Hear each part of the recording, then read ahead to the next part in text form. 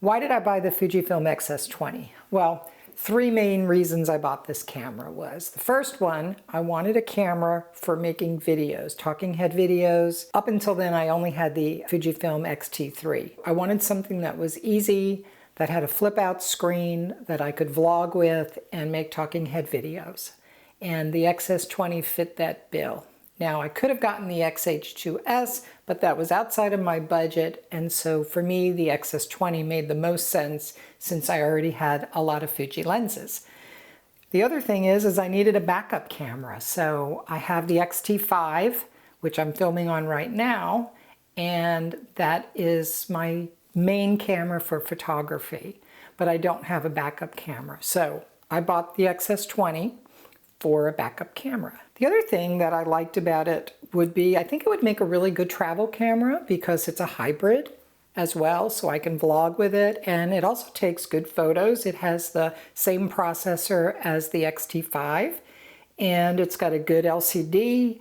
The size of it is nice and lightweight, and I love the grip, right? And if you saw my very first YouTube video that I did was why did I switch from the X-T3 to the X-T5? It was, the battery was one of the main three reasons that I switched. The X-S20 has the same battery as the X-T5. Both of my cameras are using the same battery, which makes it a lot easier to keep them charged, to swap them out. I don't have to carry two different kinds of batteries with me. This, I think, would make a great travel camera because it's nice and light. It takes all the lenses that I already have. Let's just really go quickly through what the pros and the cons are for this. The pros are, I like the LCD, it's nice and bright, it's about 1.8 million dots, it's a 3-inch screen, I really do like that. As I mentioned, I love the grip on this, and the grip obviously is now larger because of the battery, the larger battery, which was the next reason that I really like this camera. This is a big plus, having the bigger battery for it.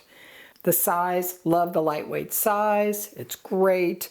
The autofocus is much better, but there are still issues with the autofocus that I have found, and I'm still working through what the best settings are on this X-S20 for autofocus for different scenarios. And I'm going to do another video, a separate one, just about the autofocus with the X-S20, and that'll be the next video coming up after this one.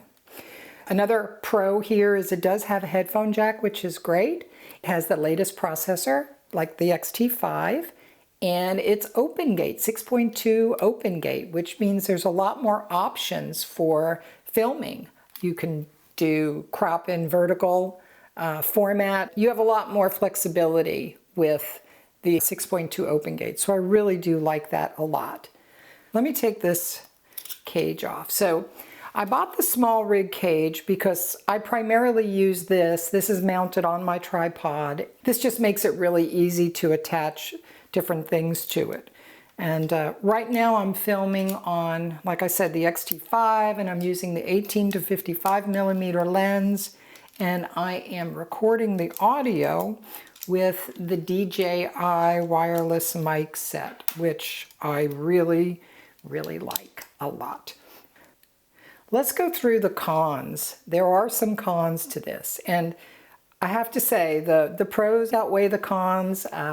There's been a lot of reviews on YouTube about the X-S20, and most of them have been very favorable. I think for me the biggest con is probably just some autofocus challenges I've still had, but I'm working through those. I am on the latest version of the firmware for both the lenses I'm using and for the camera. So I've got all of that covered. The product priority mode in the vlog. You have a vlog dial on here, and this dial lets you use the product priority mode, which allows you to hold up products next to you and it just grabs focus on that.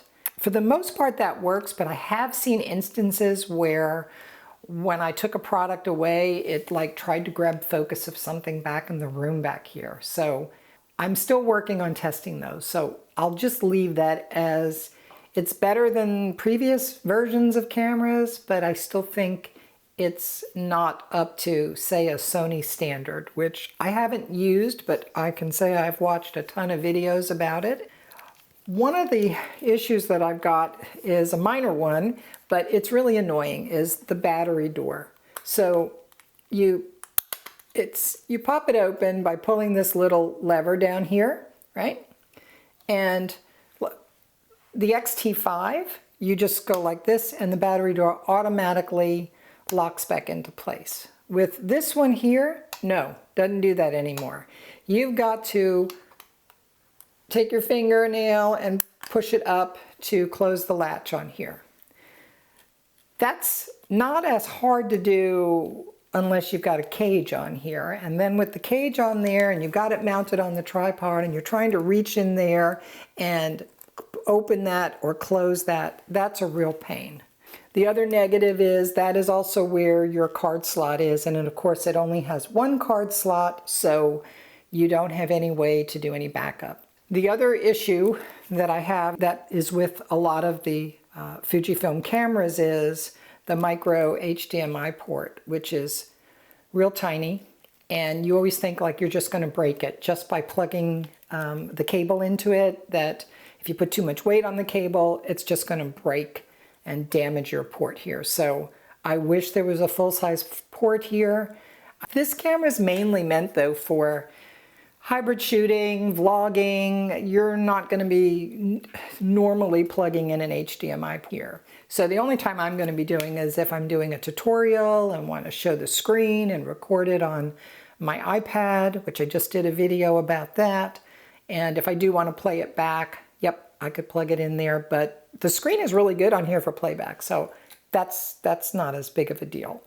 The other major point, and I believe Paltatech pointed it out, which I thought was really a good catch on there, is just the ergonomics of this. So when you have your camera screen out, this is where the ports are. Plug in your USB cable to it, right? And you want to use your flip out screen, and let's just say you want to charge your camera while you're recording. Well, now you got this all in front of your screen, so you really can't see. If you are using the touch display, right, so if you've got this set up to use the touch screen, then it's even worse, because while you have this here, you can't get to this little button that's up on top of the screen to exit whatever mode you were just changing or doing. So that's just, it's a real headache. So from a user experience perspective, it's not ideal at all. The other con that I've got is, of course, and I've heard this about other Fujifilm cameras, is the D-pad is gone, and I really miss the D-pad. I like it. They kept it on the X-T5, and I really do like that, but this one is missing it, and you just have the joystick here, and you have these two buttons. I haven't heard much mention about these buttons. They are very, very flushed with the camera. So when you're looking at the camera and you've got this facing you, you can clearly see them and you can tap them. They're just not raised up a little bit where they're easy to feel them. Okay, you mount this on a tripod and you need to get back here to do something. I am constantly either hitting the display back when I'm meaning to hit the menu button and vice versa, because when you run your finger over it, you can't feel the buttons at all. So it would have been much better had these buttons been a little bit raised, like they are for these buttons here. The AEL and the AF on buttons, they have a nice raised, rounded shape to them, and I think they should have done the same here. I don't know why they made these so flat.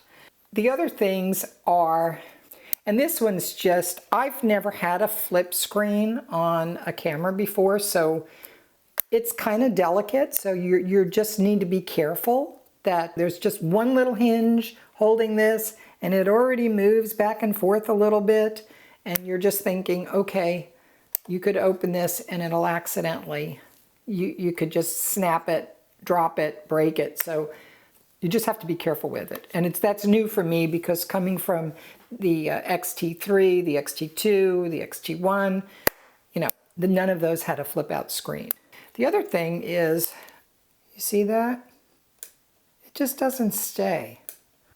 Now I did put a screen protector on here, and that may be part of the issue, is that there's that little bit of extra film cover on top, and that's just adding a little bit more width to this, and it's just not closing properly, or that is blocking some little magnet over here or something. It's not the end of the world, but I just noticed if you have this and you haven't put a screen protector on, let me know. Put it in the comments. I'd like to know if it's something I'm going to need to send in for a warranty.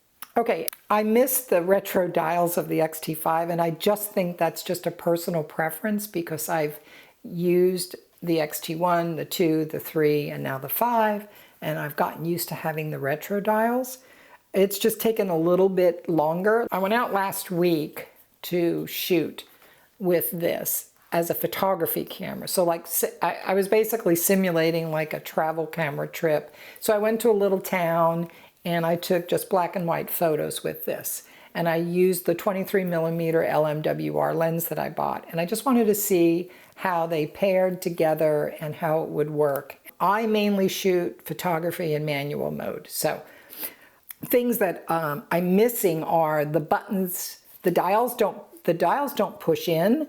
So I've got my command dial on the X-T5 set for back button focus. I'm not able to do that either. I have to set one of these to do that. And I think right now I've set this one for playback, and I think this one for back button focus. It's just muscle memory getting used to those things. I have to say I do like the ISO button and the quick menu button here, the little toggle. I've quickly learned that and where they are, and the dial over here, I'm still learning how that works because sometimes it is a exposure compensation dial depending on what setting you've got for the camera, and then sometimes it is a film simulation. It changes the film simulation, so you'll just have to sort out which mode does what with this dial. The dials, they just feel a little bit cheaper. But overall, from a hybrid shooting perspective, this camera is packed full of features. It really is. And it takes great shots for photography as well as the video does. So I'm not interested in doing any color grading things or shooting in f-log2 or f-log. No, this is good. It turns fine. Everything's great. I've got a softbox there. This works out just fine. That's one of the things I love about Fujifilm is the colors. So, and the recipes, right? So you can create your own style and your own look, and then you don't have to do anything in post-processing at all, which I think is great. My verdict on the X-S20 is I'm very happy I bought it. It's a keeper. It does exactly what I needed it to do, and you need to ask yourself if you're considering buying this, what your use case is for it. What are you going to be using it for? For me, this is great because for the most part, it's going to sit on top of my tripod for filming videos and be used as a backup camera. Very powerful little camera, great price, highly recommend it. The next video, like I mentioned earlier, it's going to review the different ways to set autofocus for filming in a studio, because that's basically what I'm doing, is trying to get the settings correct. And if I want to hold something up, is it going to focus on it quickly enough? Is it going to come back to me at the right speed? And it looks like the settings that I have on the X-T5 are working really well. But we'll cover that in the next video. Thanks for watching. If you liked it, please give it a like. Thanks, and I'll see you in the next video. Take care. Hello. Wait. Don't you want to see yourself in the camera? Ah, that's you. Look, that's you in the camera. Yeah, you're out of here, right? Okay, he's leaving. Bye-bye.